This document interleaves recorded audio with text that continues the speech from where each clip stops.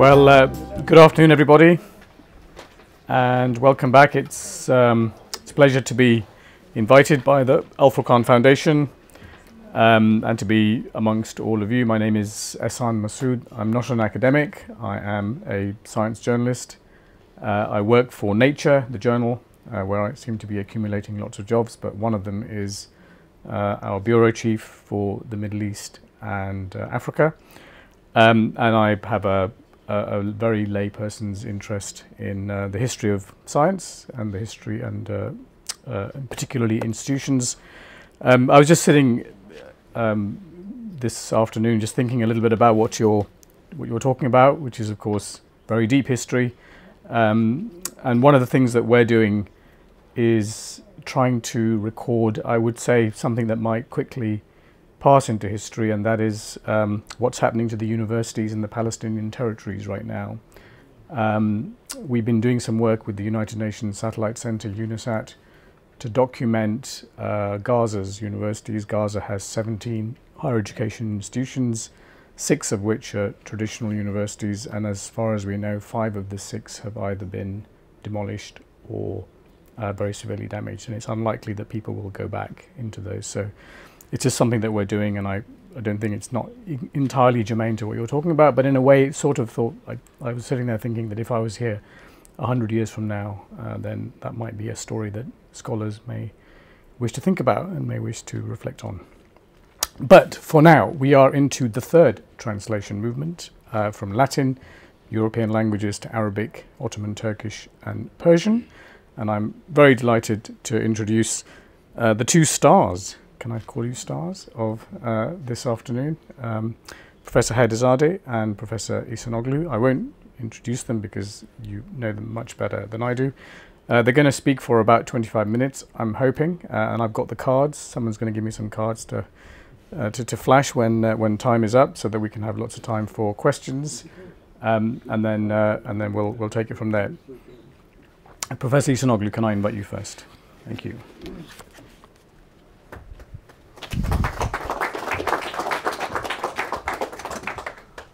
Thank you, Mr. Chairman.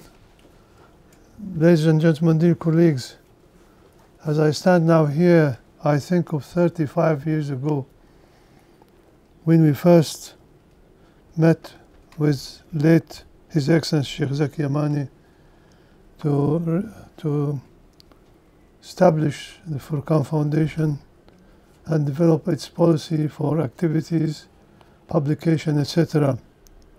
And I remember very well his keen interest on many things, including scientific texts in Islam and the relationship between East and West, how to bridge them. And today, here, after 35 years, Furqan is doing wonderful things. This meeting is really a pioneering meeting, and I think it will be followed by others about translation between different languages, civilizations, east to west, west to east, north to south.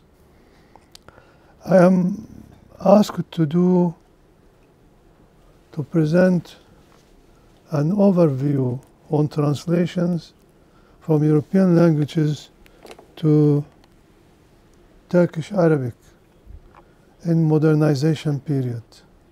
That's to say, when Ottomans started to feel that there is something going on in the West, in Europe, and the sciences there are developing in a different way, and they have to catch up. So when you look to the map, imagine the map. It was on my papers, but I don't know where it went, disappeared. And the map where today 29 sovereign state nations were part of the Ottoman Empire, from Vienna to Yemen to North Africa, etc.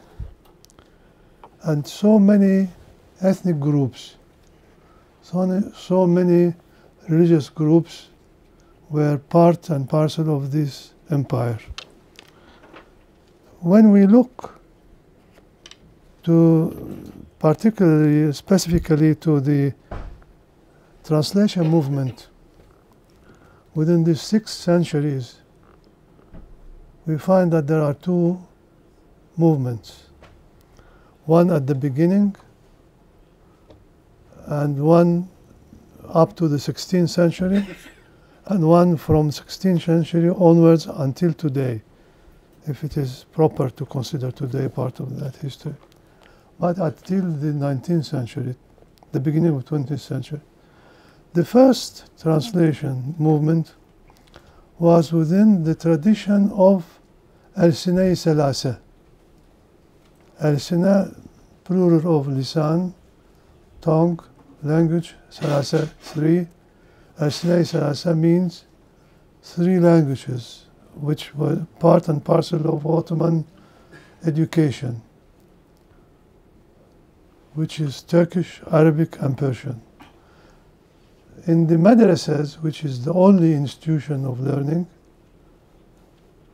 the teaching of language was only meant for Arabic language and rhetorics, beside the religious sciences and other rational sciences, ulum aqliya.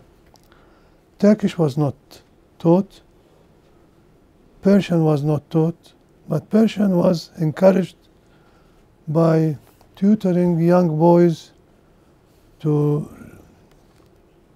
memorize certain verses on Persian grammars that they learn, and then afterwards they start reading literary works like Panda Attar and many others, great poets, etc. And it's up to the student to carry on or not to carry on. As for Turkish, there was no teaching, but Turkish was penetrating the social structure. When pupils or students come to the madrasa, they have a teacher, Mudarris, who is mainly Turk. So they will talk in Turkish. If they are in the European provinces, like Albania or Bosnia or Bulgaria or whatever, the Turkish language spread among the intellectual people, and you find that Muslims from this part joining the Ottoman tradition in scholarship and in literature. They will all write poetry in Turkish, in Persian, and Arabic, etc., etc.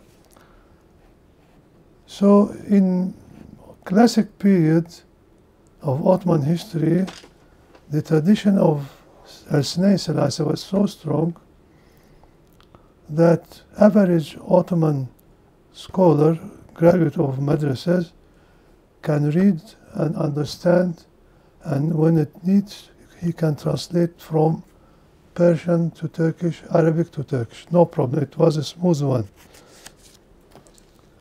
Here, when it comes to translation next, in the second period, here I will use first and second in the Ottoman framework, meaning the first classical period and the second modernization. The translation to Turkish in the first period was encouraged by Turkish base because they didn't know Arabic. So they were encouraging people to translate books, to write books in Turkish. Meanwhile, when the Turks came to Anatolia, before the Ottomans and after the Ottomans, they encouraged translation of textbooks to Turkish for the use of beginners, mübtediler.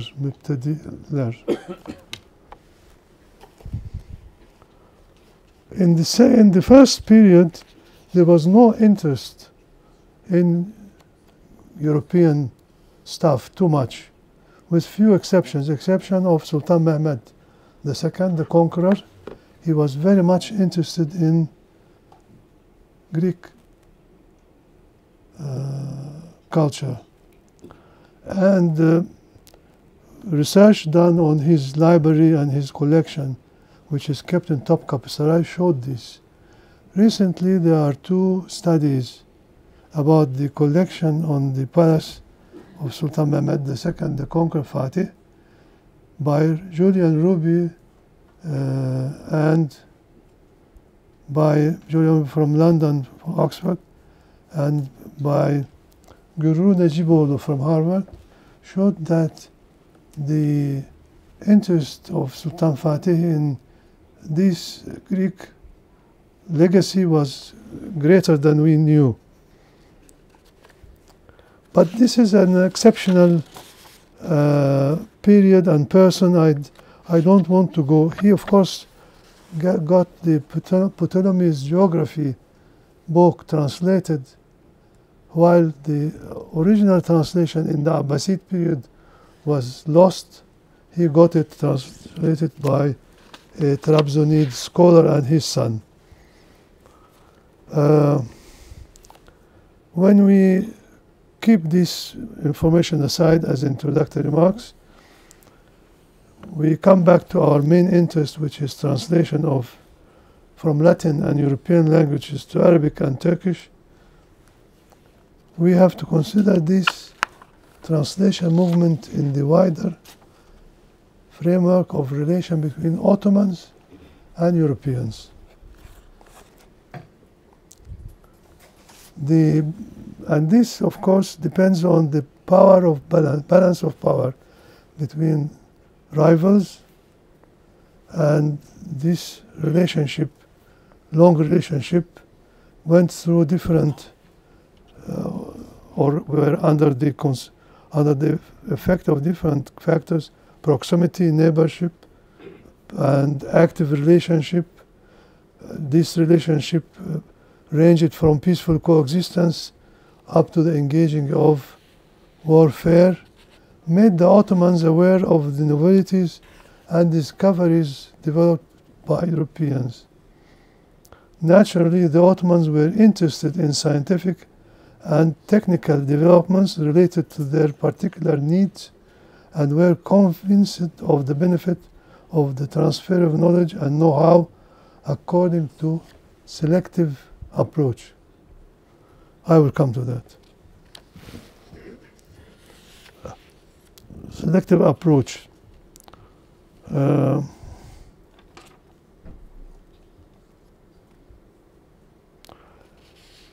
When the balance of power between the Ottomans and Europeans tilted against the Ottomans, they started to recognize the need to get more translation and transmission, of course. Now, before I go to the details of the translation movement, I have a commercial here. This is the Ottoman scientific literature, which I built my observation and data on it. It is 18 volume, and total number of outcome of the Osmanlı Bilim Literatürü, Ottoman scientific literature.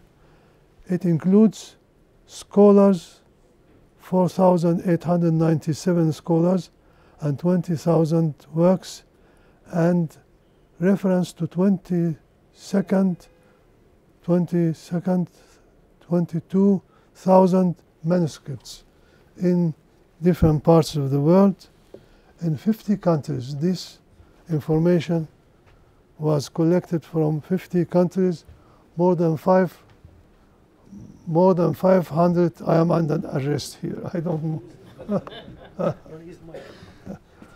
They put something here, you see. This is for a separate. It's information collected from 50 countries, and it belongs to 500 manuscript collections all over the world: Turkey, Europe, Egypt, Iran, Central Asia, etc., etc. And out of this book,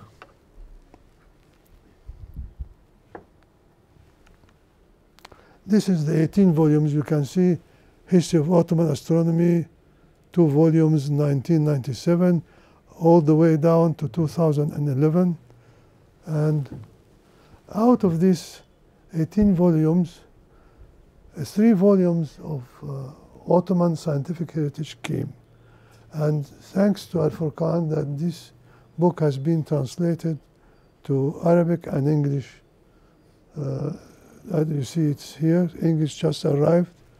And you have listened to the very competent translator this afternoon in her talk about تقويم التواريخ, the Katib Chalabi. Now, finishing the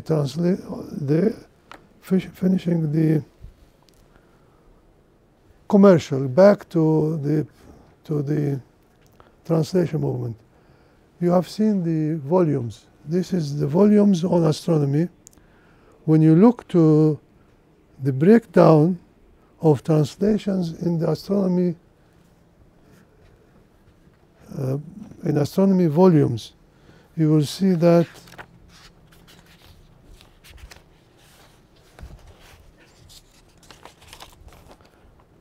first of all, before I go to the breaks, I have to say that we had collected information about 1,394 translation from different languages. But this is only on mathematical and natural sciences. And it includes both periods, the classic period and the modernization period. So you have here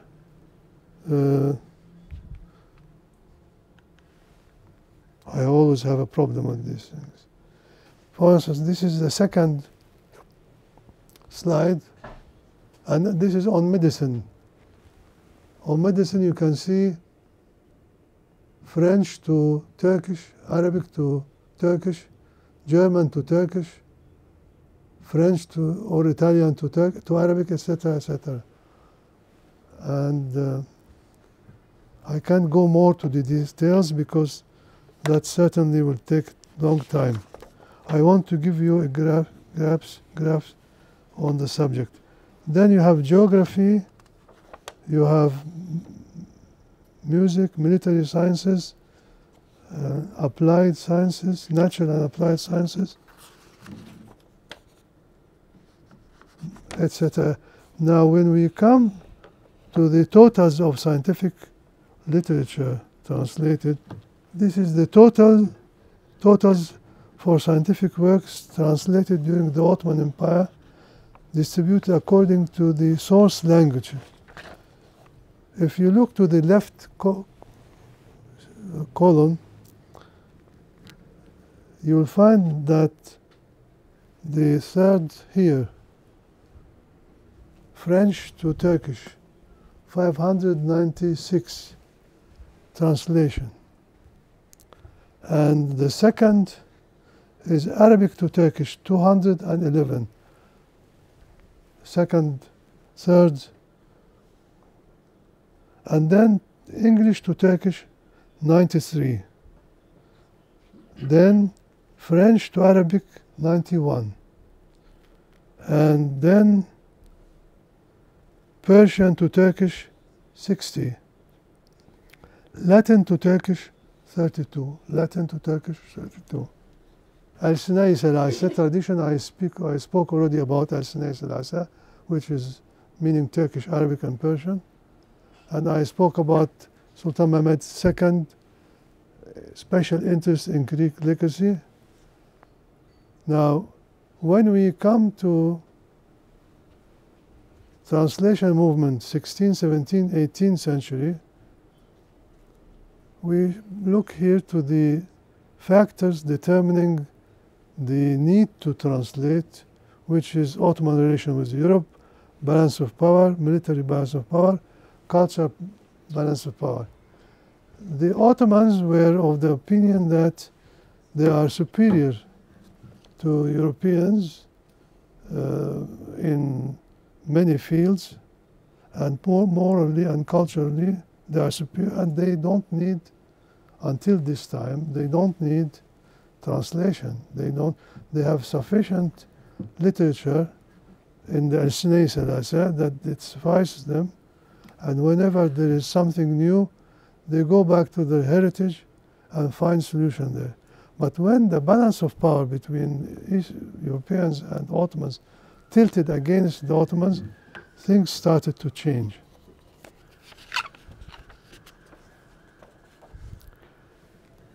Here, the beginning of transmission, not translation, the beginning of transmission of information from Europe to Ottomans started in the Mediterranean. In the Mediterranean, nautical and geographical transfer of knowledge, where Greeks had a long history, Italians came later, Ottomans came afterwards, and Ottomans had domination on the two seas, Black Sea and the Marmara Sea, and etc. And this is why, on the Mediterranean Sea, this is why the Ottoman sultans were called Sultanul Bahrain wal Bahrain, the Sultan of two continents and the Hakan of two seas. Here, when we look to the famous map of Piri Reis, where in the margin of the, I'm sorry I didn't get everything here, in the margin of the Piri Reis, he makes reference that he did this from a various maps, including Alexander the Great's map, Columbus map, and Islamic maps. And you know of that famous map that shows the shores of Latin America, etc., etc. And he submitted this to the Sultan Selim, and he was rewarded. Then he made a second one for Sultan Suleiman al-Khan, he was rewarded. And he wrote a book which is very important book, Kitab Bahriya, the book of the sea, or the book of sailing, or whatever, partly verse, partly prose. And he encourages the Turkish sailors to adopt new techniques of sailing. And he uses European terminology. For instance, for compass, he doesn't use the Arabic word, Bayt al-Da'ira or Da'ira. He uses Pusula, which is Italian. For map, he doesn't use Surat al-Ard, which this is standard Islamic Arabic literature. He uses Karta, and he says the French use Karta, and he explains on this. Of course, the language of the Ottomans was Turkish, and the language of the Ottoman sailors was also Turkish, but it was a Turkish full of European words. That is lingua franca, which affected the Mediterranean until the Algerians start to speak with the sailors lingua franca. There is a very important study by Professor Titze on this, where you can find lots of information. So the first half of the 16th century, you have transmission by cohabitation in the Mediterranean. Then at the end of the 16th century, we have translation, partial translation of certain books. A book on the discovery of America, Tarikh Hind Garbi. This is written on the 60 years of European invasion. This is written in 1615, at the end of the 16th century. Now, it's not only Ihsanoglu, Piri Reis who did this. There are many others who followed him. But I will go to the next phase. The next phase is pre-translation phase, cohabitation with Jewish scholars. Jewish scholars and physicians persecuted in Europe. They take refuge in the Ottoman lands. This is before Granada fall. Before the Granada fall, this is during Fatih's time, meaning 15th century. Early example, Giacomo di Gaeta. He was a Jew, came from Italy, and he became raised up to the position of the physician of the Sultan. And he was liked by Sultan Fatih too much. He was given the rank of Wazir. When we come to Andalusian Jews and their contribution to Ottoman science, we find so many names. One of them is Abdus Salam al-Muhtadi, Ilya Hawaja, etc., al-Yahudi. He wrote many books, mainly in Arabic because they are newcomers and they don't know Turkish. A book on Alat al-Dabid, artillery.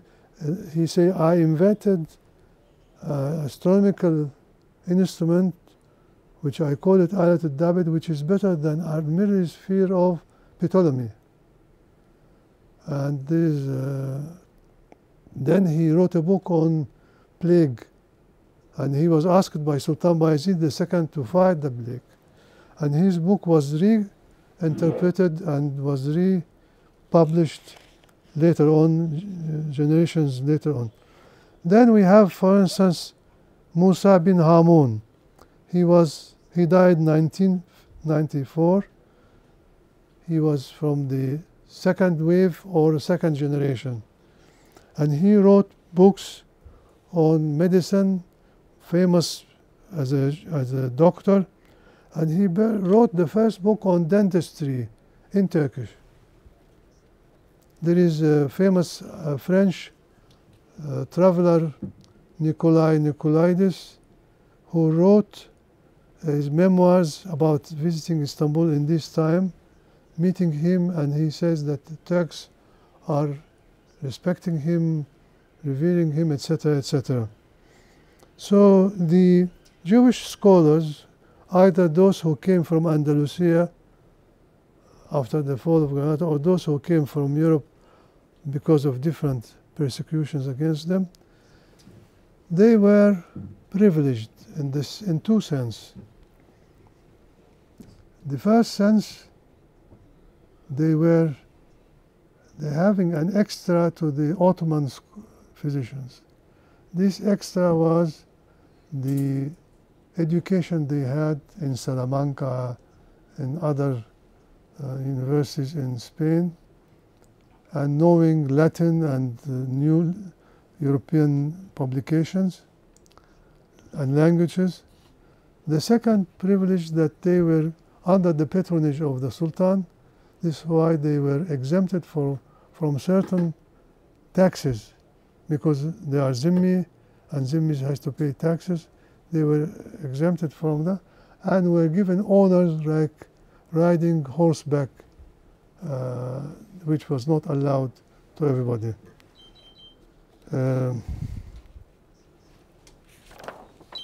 This, of course, that might be your warning, Mr. Ihsanoglu. For the first 20 minutes. I'm coming now to the second 20 minutes. Now, when we go to the... I have to change this.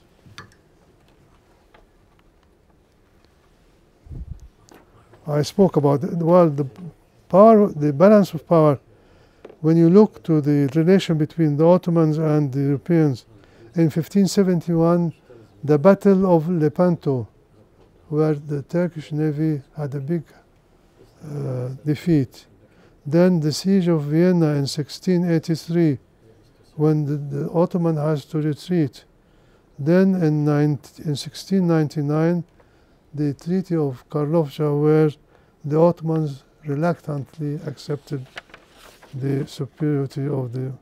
Now, in the 17th century, the movement of of translation accelerated. And here I am mentioning 4 names: Katib Çelebi, which Maryam had already told us, Tezkereci Köse Ibrahim, Ibn Sallum, and Ad-Dimashqi. Katib Çelebi was a free thinker. He was educated in madrasas. He was a junior bureaucrat and the son of a bureaucrat. And he was eager to learn about European geography in particular. And he, without knowing Latin, by the help of a gentleman called Ikhlasi Efendi, whom he says, Katib Çelebi, that he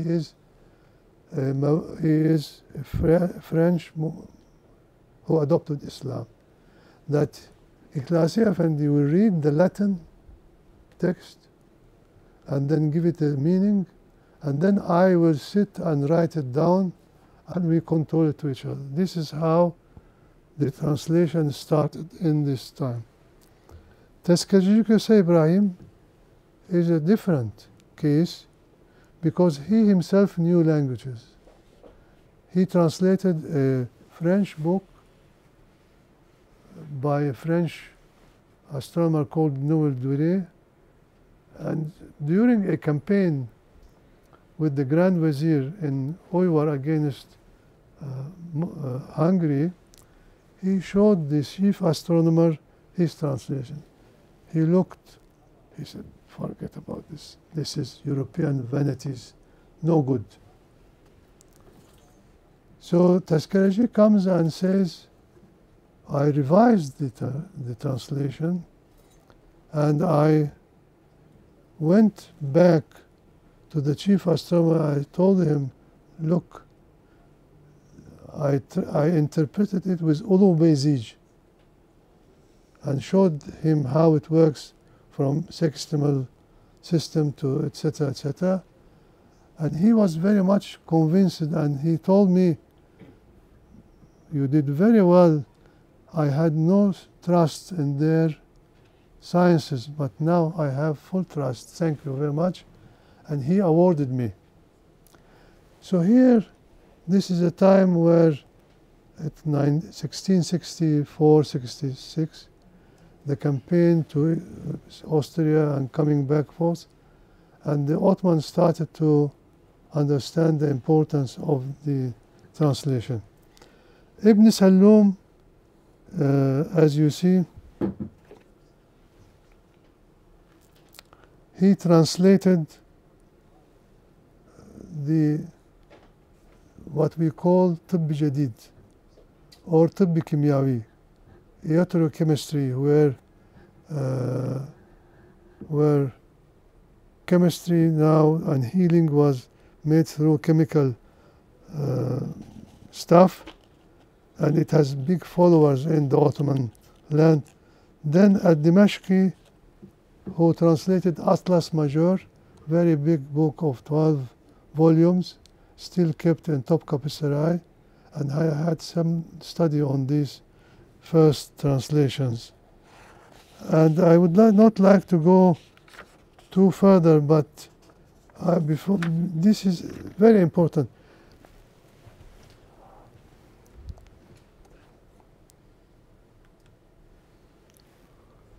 Look, in Katib Çelebi, the initiative comes from himself.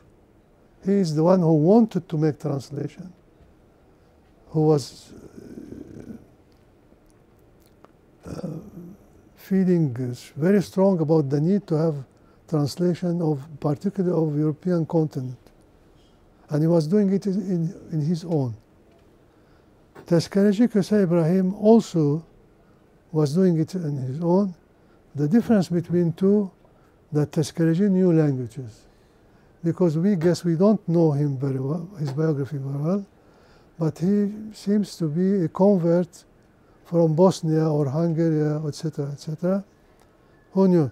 Ibn Sallum Halabi, he was from Aleppo. He was a chief physician, and he translated the books with the help of the dragoman from the port. Ad-Dimashqi, a geographer, again, he didn't know didn't use Latin or as much as we know, but he used dragomans. The second group of converted, there are certain group of converted translators. Ibrahim Mutafarrika, the founder of the Ottoman printing house, translated many books from Latin and etc. Osman bin Abdul Mannan from Greek origin also did this, who adopted Islam. Ismail Isa al-Sakhizi from Kos Island, Sakhiz Island. Nuh bin Abdul Mannan is a Venetian physician who studied in Palermo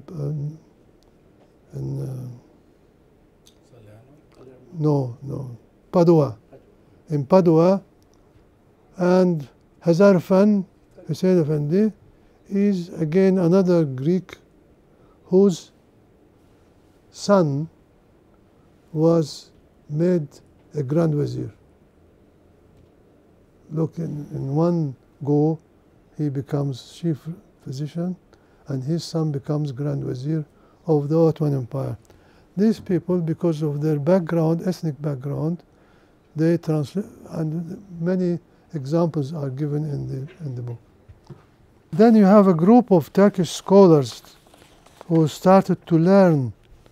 Until this moment, you don't see any Turk who is making, who knew European languages and who could make translation.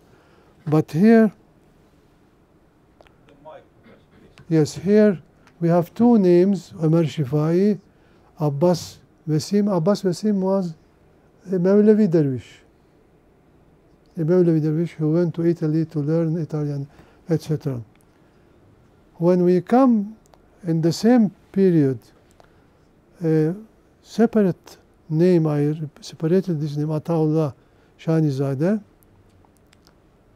He was a graduate of madrasa, and then he studied in Tib madrasa, established by Sultan Süleyman the Kanuni. And then he became an important figure in translating textbooks from European language to Turkish. There's a lot of controversy about Şanizadeh Ataullah, and it took me a long time to decipher this. And I went to the original works he translated, and through the introductions and the preambles of these books, I made up how he learned. He went through the madrasa education until he got his rules. Ijazat means that he can teach in junior madrasas. And then he went to medical madrasa. And he says that he read books of Ibn Sina many times. And he studied the old resources. And he then felt the need to consult others. By others, he doesn't mention Europeans or Italians or anything, but he say others. Then later on another manuscript, he says that he went to Naji Effendi, the French teacher of military engineering school, and he started to improve his Italian with him and to learn more French with him. This means that he already knew Italian. It looks that Italian was known in Istanbul because of the number of Italian doctors working in Istanbul, and because of the medicine coming from Italy. There was pharmacies run by. So it was among the young Ottoman physicians, those who learn Italian. So Şanizadeh looks that he's one of them, and then he improved his work. He translated books on medicine, on mathematics, and on strategy. He translated the book of King Frederick of Prussia, his commands to his generals and admirals. And this book was printed in Cairo, not in Istanbul. It was the first book produced by famous Bulak library. It was a Turkish book translated by Ihsanoglu. I've got a very difficult job. Stop you in full flow. I'm finishing. Thank you. This is his book, one of his books. Now, European language learning through institutions. You have the reformation of the Ottoman army started in 1735 with French officers and technicians, but there was no teaching French. They were communicating through translators. Later on, institutionalization of European under Selim III in 1606, for the first time in the Ottoman history, that French language became part of the curriculum. And from here on, the translation movement went very wide.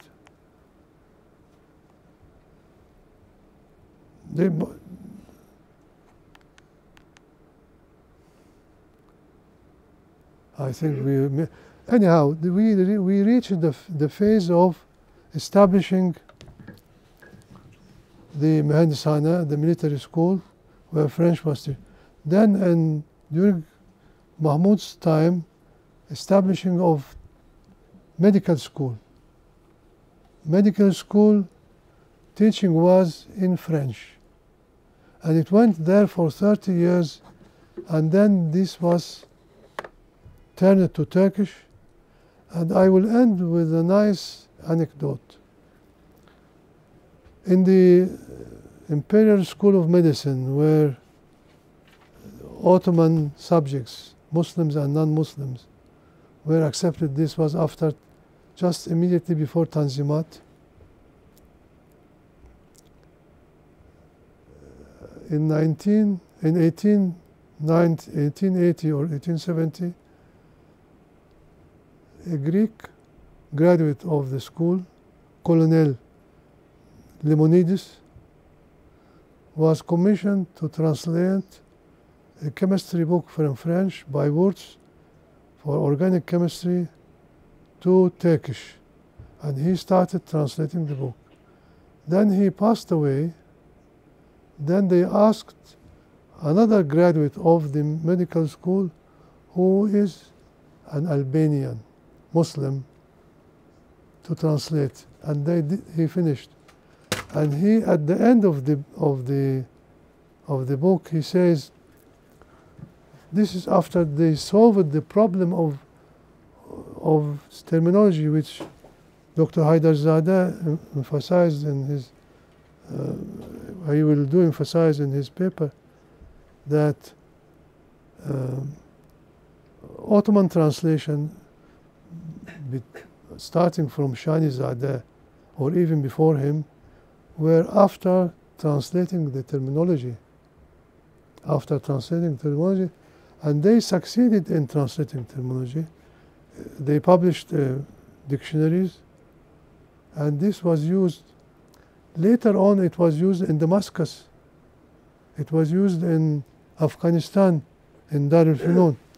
Here, in the example I'm giving, the Greek Orthodox Muslim Albanians cooperating to produce a book, and they make reference to the first translation movement in the Abbasid time, and they say chemistry was more produced by Arabs, and we in Turkey, we in the Ottoman state, can use Arabic and Persian as the Europeans are using Greek and Latin. So this is the end of the story of translation movement, which started 16th century, coming to the end of 19th century, very successfully. Unfortunately, these translations were part of negligence, but nowadays there is importance, there is again a new interest in this subject. I'm glad that you had the endurance and patience to hear me and follow me. Thank you. Okay, before starting my presentation, I would like to thank the hosts of this great event, the chairman, Mr. Sheikh Yamani, members of the boards of directors of Al-Furqan Islamic Heritage Foundation, especially Professor Ekmeleddin Ihsanoglu, and all colleagues that we have here who made this outstanding gathering possible. My talk is about the history of translation of scientific and technical texts in Persia during the second half of the 19th century and the first half of the 20th century. This is a period between the establishment of two institutes, the first European-style educational institute, the Darul Funun, or Polytechnic School, in 1851, and the establishment of the first modern university in 1934 in Persia. In this period of about 80 years, the translation movement evolved from disorganized to an organized state due to several intellectual, cultural, and political developments, which will be discussed in this presentation.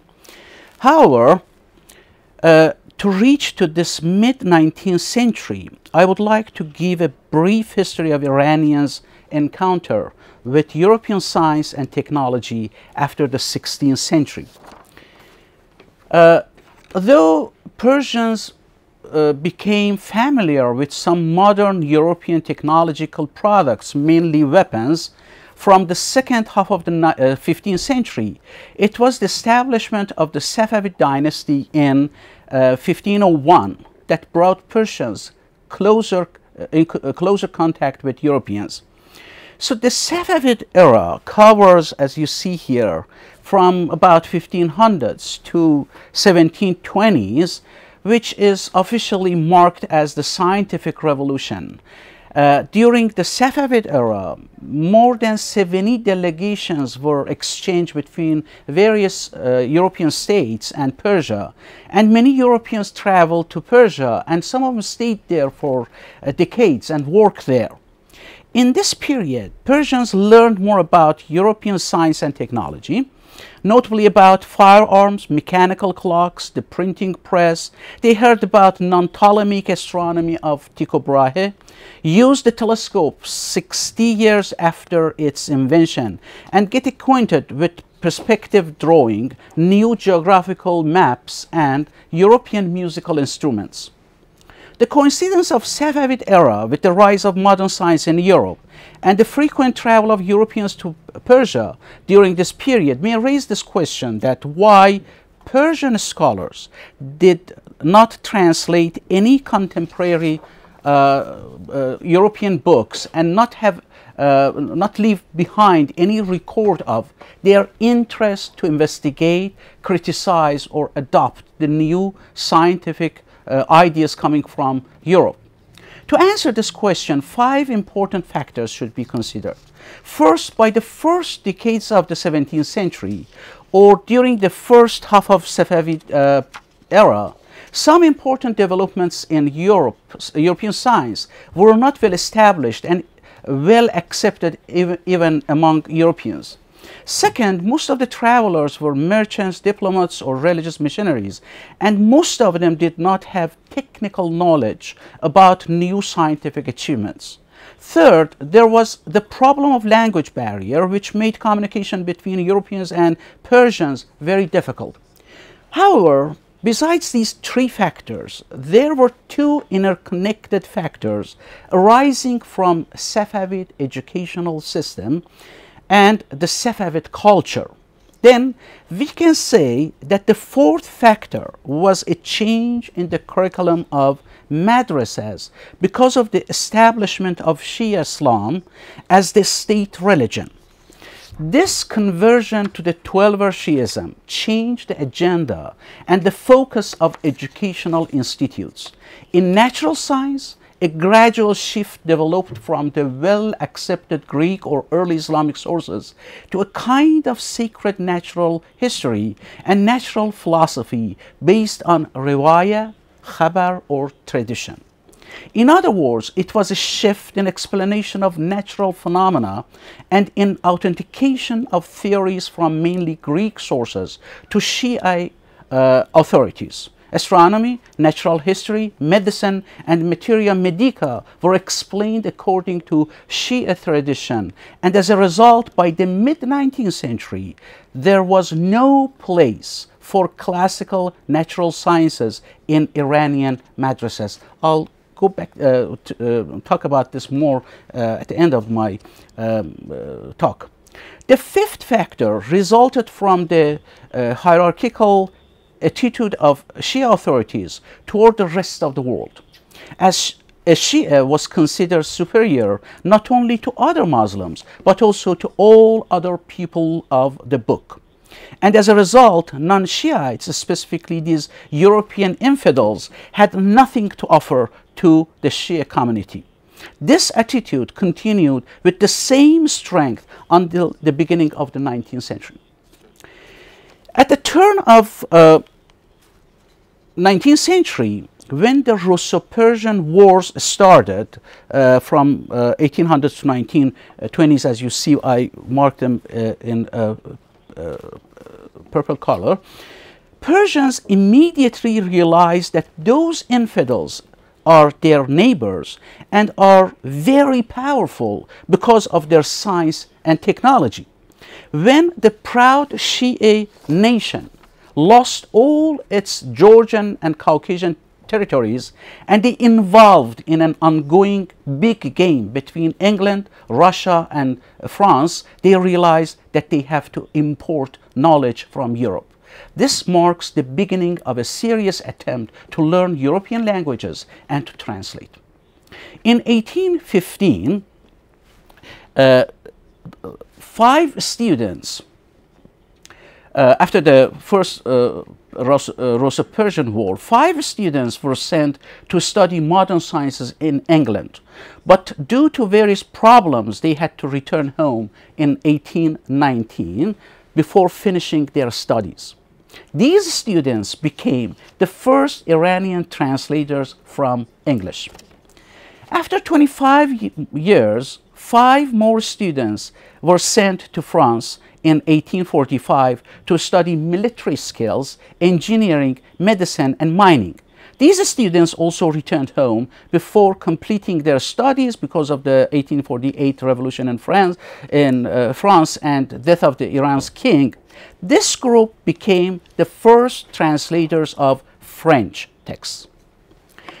There were also 3 other groups who produced some of the earliest translations in Persian in 19th century. First, some upper-class Iranians who learned French or English from European religious missionaries. Second group are European diplomats or Orientalists who studied Persian and became fluent in this language. And third, some scholars, mostly from the northern parts of Iran, who knew Russian or Turkish, and they translated from Russian or Ottoman sources.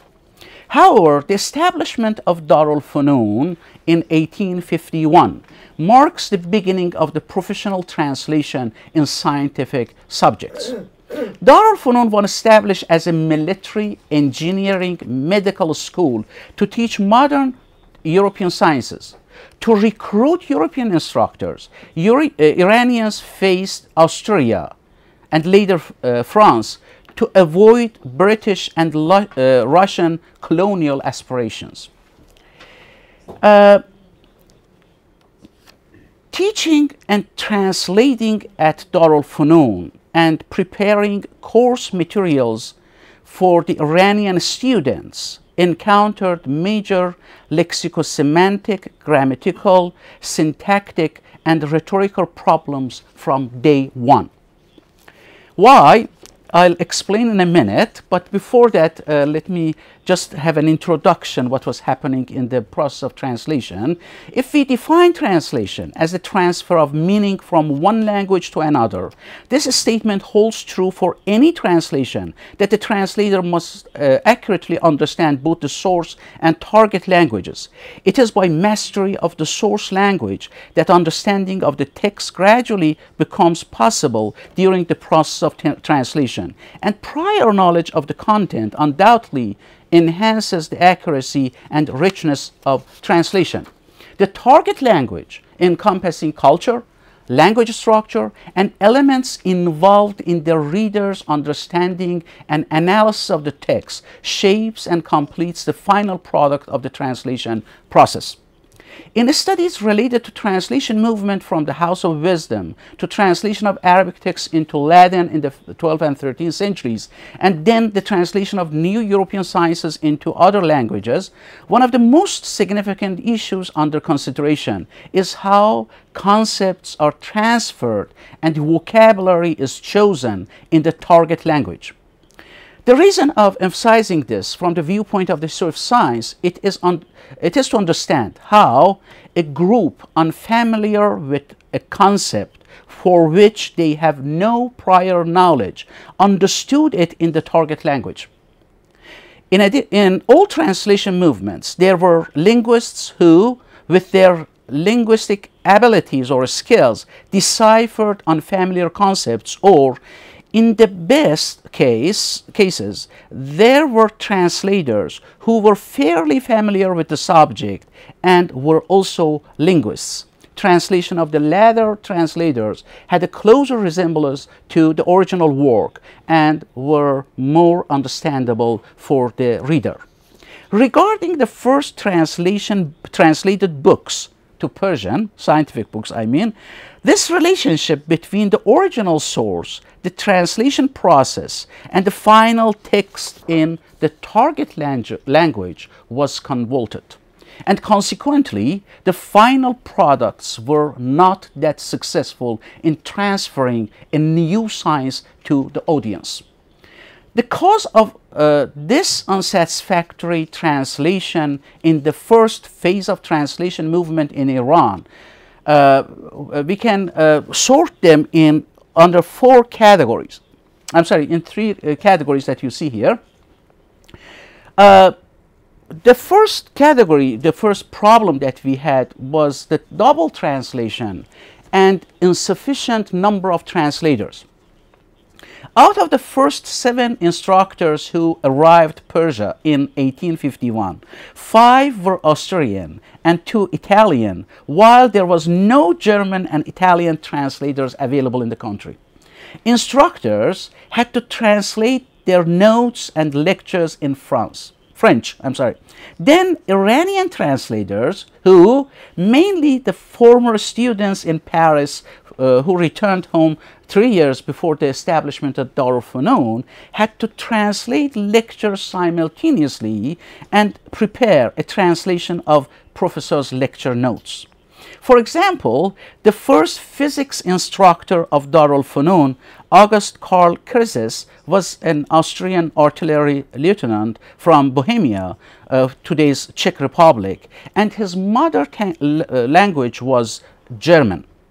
His textbook was also German, and he had to translate it to French, and his Iranian translator, who had studied French for less than 3 years, finally converted the lecture notes to Persian. The second problem is the problem of scientific vocabulary, which is the most important part of this process of a translation movement. In the absence of an institutional attempt to coin new Persian vocabulary for modern scientific terms, it was the responsibility of translators to create needed Persian scientific terminology. This was a challenging task and obviously required mastery in source and target languages, as well as knowledge of the content. Even if we assume that the translators had an acceptable command of the source language, the translated texts show major lexical semantic problems. These problems reveal translators' unfamiliarity even with the medieval books of natural sciences and their unawareness of capabilities of Persian and Arabic languages in coining new vocabulary. These translators had their early educations in traditional madrasas, where there was no education in natural science for centuries, as I mentioned earlier. As a result, they had problems even in finding equivalent Persian or Arabic terms for very familiar terms like as simple motion, density, prism, artisan well, cylinder, diagonal, pyramid, retina, or star names like Procyon and Arcturus. If these translators were familiar with classical and natural science texts, they would adopt correct terms. Despite a few classical Persian books in natural philosophy and astronomy, such as the Persian edition of At-Tafhim or Ibn Sina's Danishname Ala'i, which contain Persian scientific and philosophical terminology, Arabic was the common language to express scientific and philosophical terms in Iranian madrasas. However, education of Arabic in these madrasas was limited to basic grammar and syntax. As a result, the graduates of Iranian madrasas were not Arabic linguists to coin Arabic words for European scientific terms. On the other hand, they did not have enough training and knowledge of Persian philology to introduce Persian terms for modern words. The third problem was the lack of experience in composing scientific texts in Persian. During the Safavid and Qajar periods, no significant development and flourishing are observed in the history of Iranian literature. Both the Safavids and the Qajars had Turkish background, and they were not originally Persian speakers. This factor gradually influenced Persian prose and to some extent the vocabulary. Some historians call this a period of decline in Persian literature.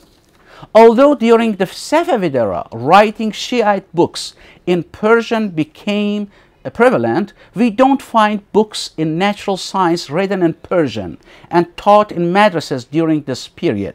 As a result, by the first half of the 19th century, or for more than 3 centuries, Persian language had no experience writing about or teaching natural sciences in Persian.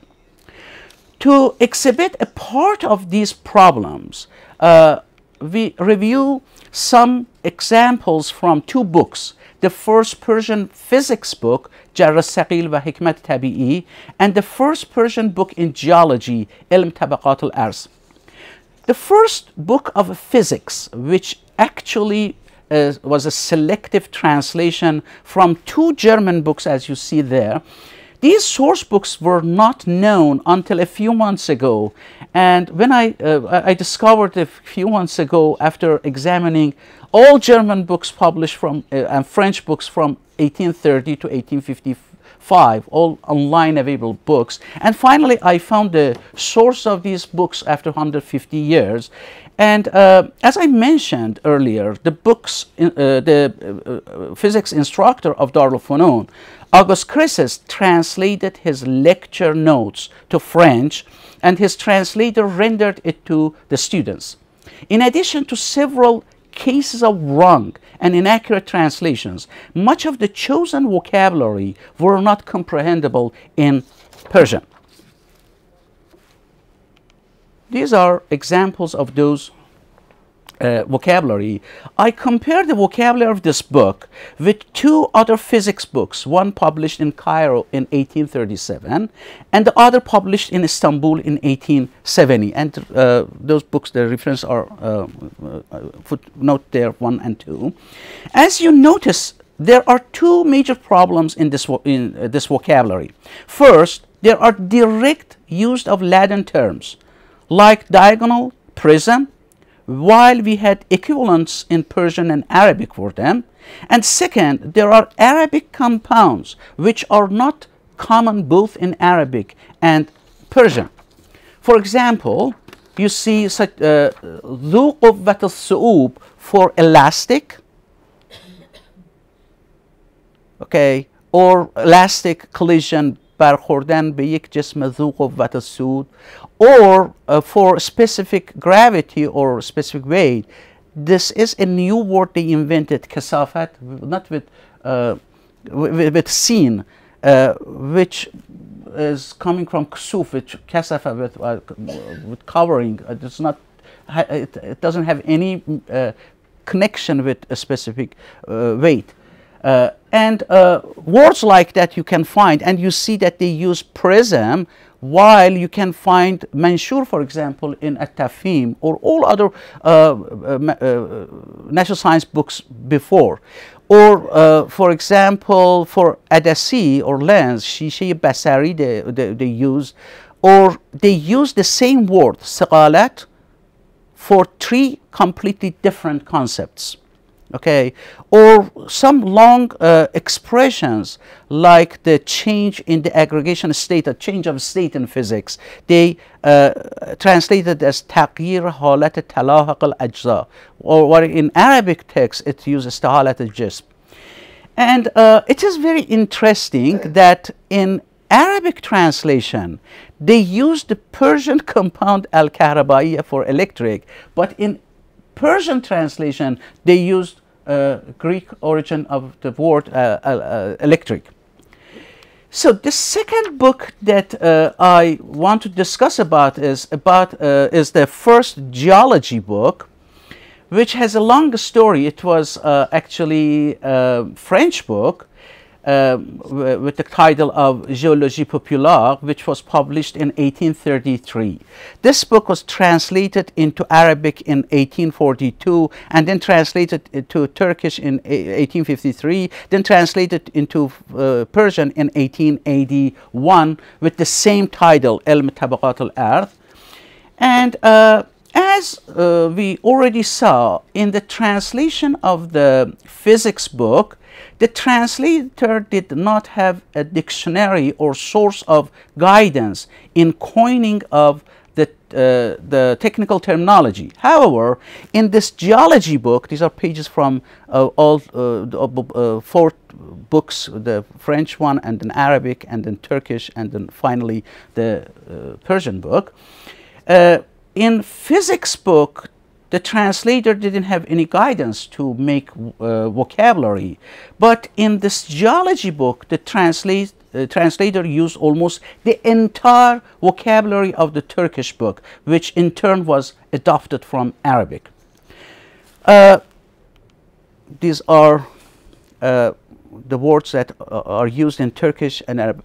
What makes this book, the Turkish and Persian translation of geology book, so interesting is the fact that they had Turkish and Persian equivalents for some of these Arabic terms, but in the text they used Arabic words, and at the end of the book they added a glossary to give the common Turkish or Persian equivalents of those Arabic words they used earlier. As you see here in Farsi, we never use abar here, or we never use faqaqi for bubbles, or we use, for example, zugal sang for coal, and in Turkish, as I know, it is taş kömürü.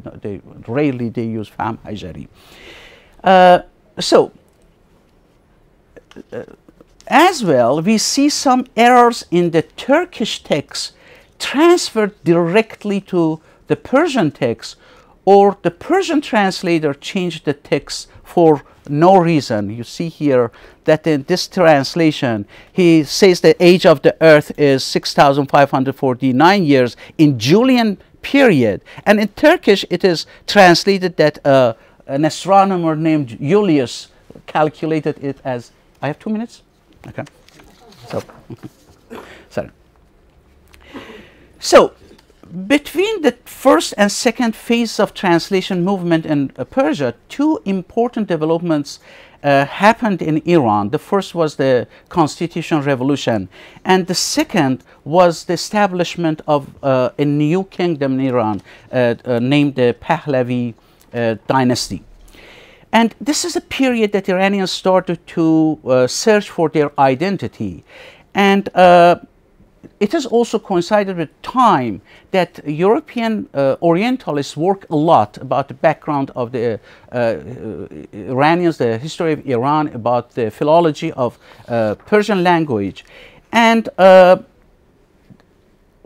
the establishment of Pahlavi dynasty, which Reza Shah was the first king of that, he was person who promoted the purification of language, And the Shah and the people around them, they tried to create a new, to change the vocabulary and the words that we are using.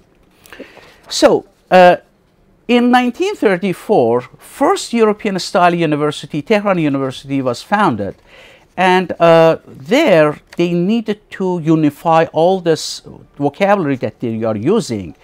And there was a big debate how to run this purification.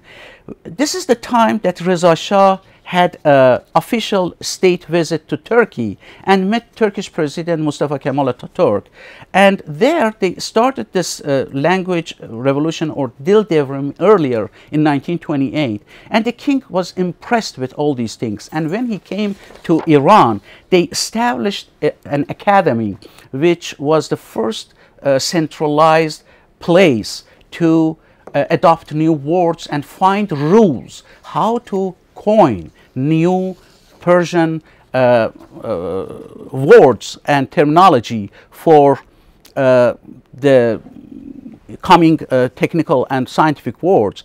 And this is some just a few examples that because of studies in Persian philology made mainly by Europeans and the interest how to revitalize Persian language for all these new developments, they found the intrinsic capabilities of Persian to coin words and how to make combined words, how to make, for example, make words with affixation and so on and so forth.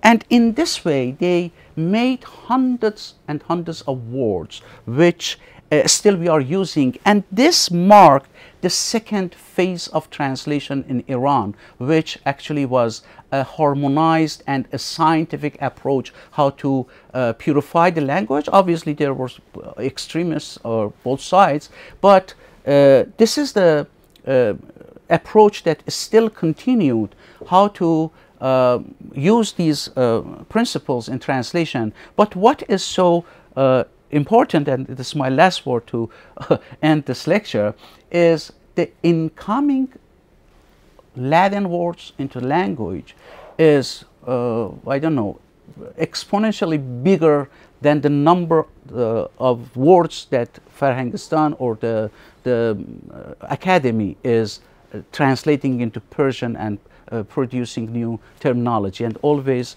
there is no balance between them. Thank you for your attention, and there's a question I will be ready to answer. Yes, we have a gentleman at the back and then one at the front. We'll take them two together. Yes, go ahead, sir. He said we've got two groups of students before completing these studies came to Iran back. The first from England and the second from France. But my question is, after they're coming back to Iran, who hired them? Were they hired by government, and then if they had any departments, specific departments, or they've been privately translating, the documents and books to other? Do they have anything, in Iran waiting for them for this job, or they came and actually started the new kind of department or institute or office or anything? Great, thank you. We'll take one more and then you can reply. Yes, the gentleman in the front on the right, do you want to raise your hand? My question is about the purification of languages in Turkey, Iran, and then the same happened to Pashto language and Urdu language, and now under Modi there is a trend in Hindi as well to remove Arabic and Persian words.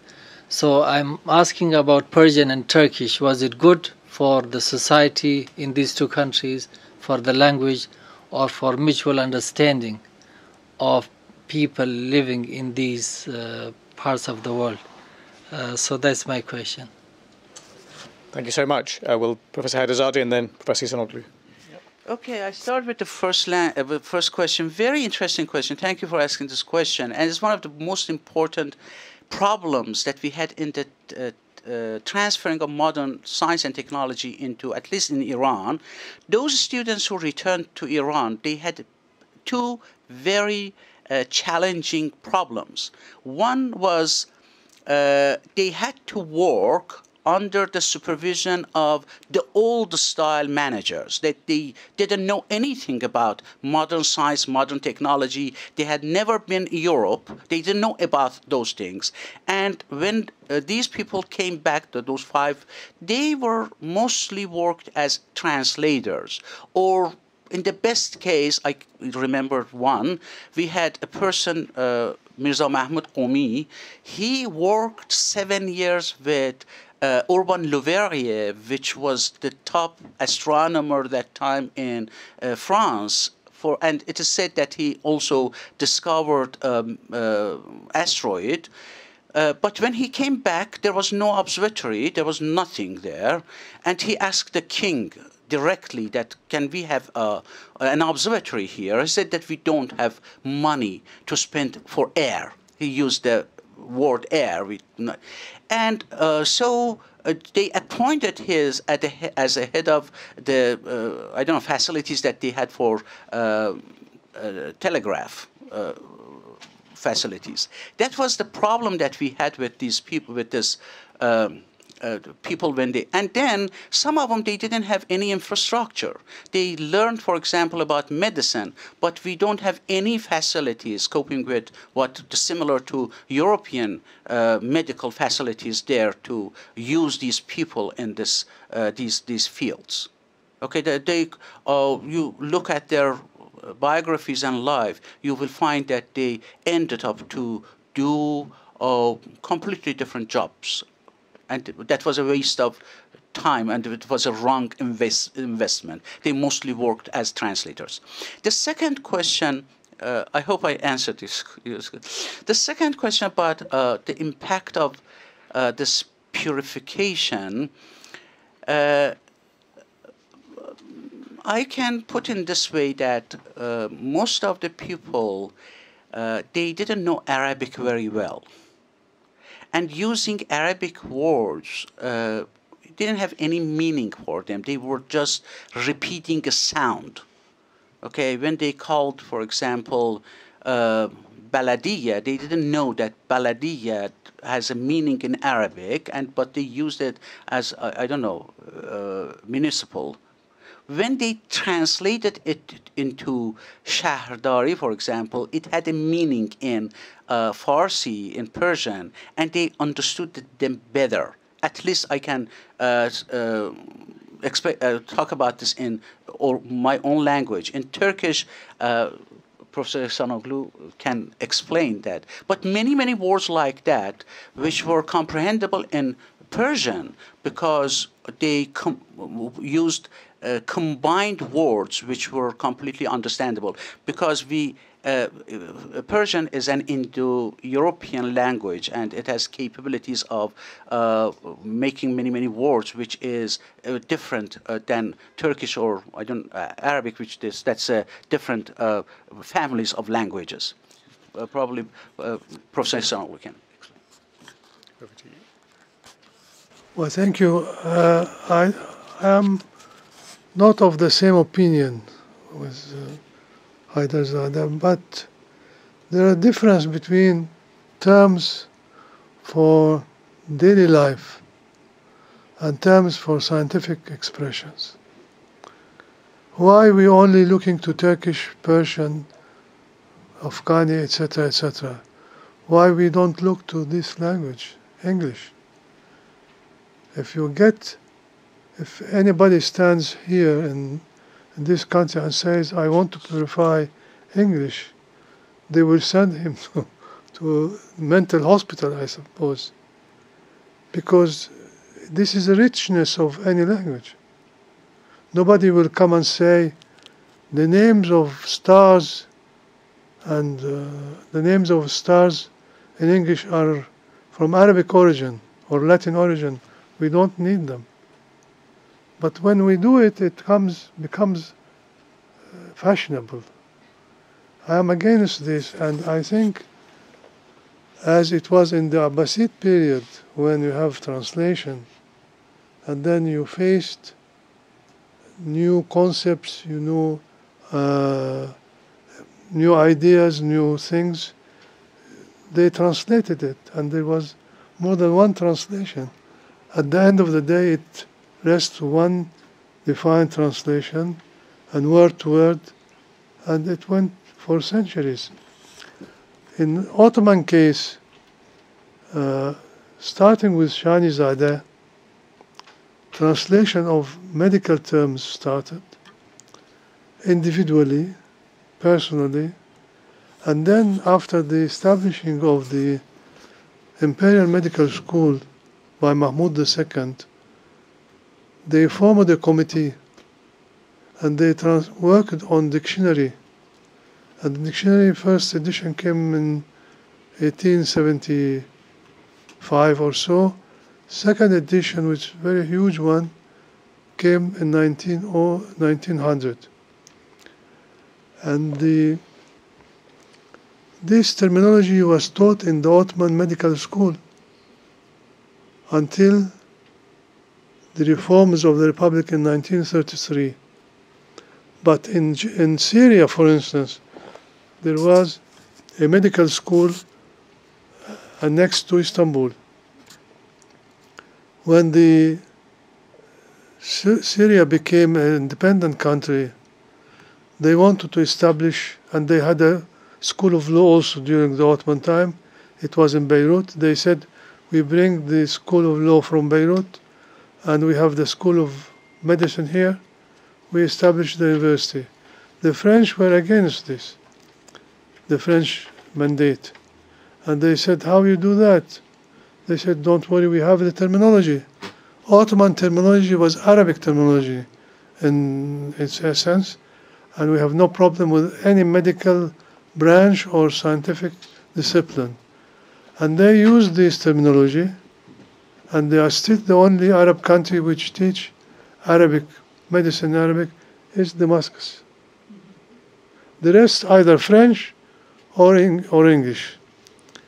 When it came to Afghanistan, Nadir Shah visited Turkey, and he wanted to have a school of medicine, to establish Dar al-Funun. Dar al-Funun is an Ottoman term for the university, because it's not ulum, it is funun.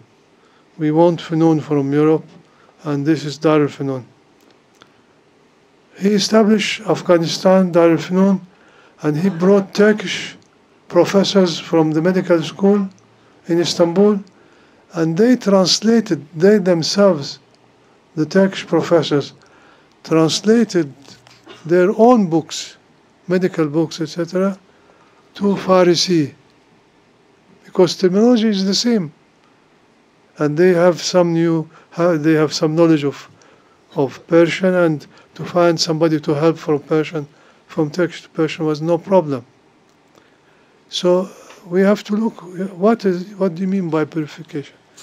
If there is anything like this in French, anything like this in German, why we should purify? The most pure language is the language of African tribes or Aborigines in Australia. They speak with 400 words. The language as big as loan words.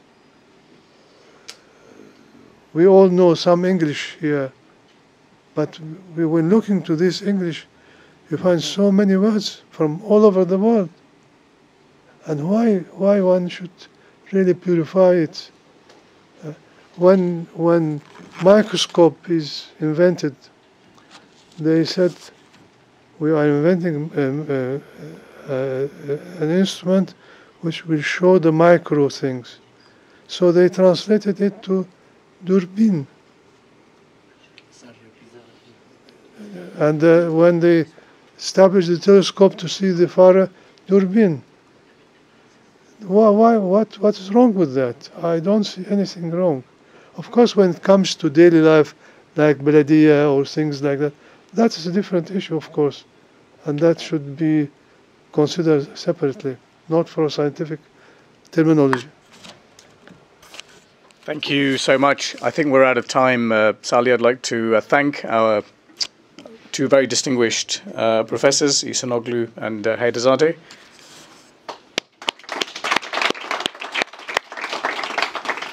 And just in closing, I'd like to invite Sally Shahsavari, please.